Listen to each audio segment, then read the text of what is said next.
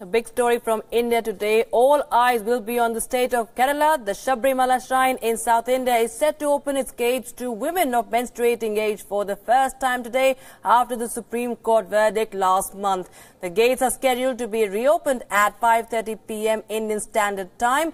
But tension is mounting at Sabarimala with devotee bodies, Hindu organizations and various political outfits gearing up for a show of strength against the move to implement the Supreme Court verdict. Massive protests have gained steam over the past few days in opposition to the Supreme Court's verdict.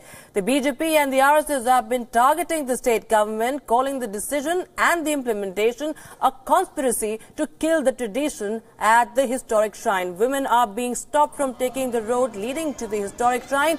A woman had also attempted to hang herself from a tree in Thiruvananthapuram in protest against the Supreme Court's verdict. She was saved by the locals and the police. Several women were also stopped by protesters yesterday from taking the road leading to the historic shrine. The Travancore Devaswam Board, the body that administers the shrine, also held a meeting on the matter with all the stakeholders. The board decided to take a call on the review petition on the 19th of October. Meanwhile, Kerala Chief Minister Pinarayi Vijayan has said that the government will not allow anyone to take law and order in his or her hands, adding that the government will not submit a review petition.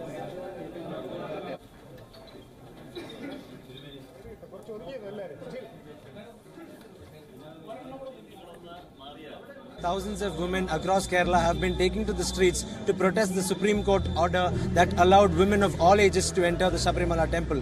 But right now we have with us Lakshmi Rajiv, who's a scholar and researcher who specializes in temples, and she has a differing opinion from the majority of women in Kerala. Because nobody has told me why women shouldn't enter. There is just a slogan that women shouldn't enter the temple, but people have not told me why.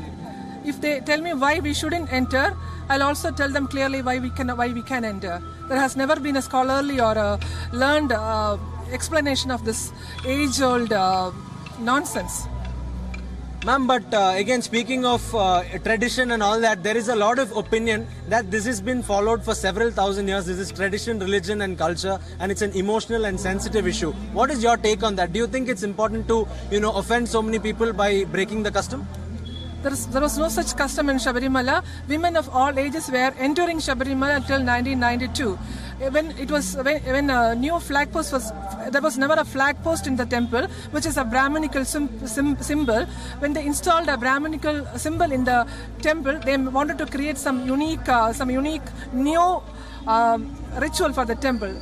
That resulted in prohibiting women of menstruating age not allowing in the temple. That's all.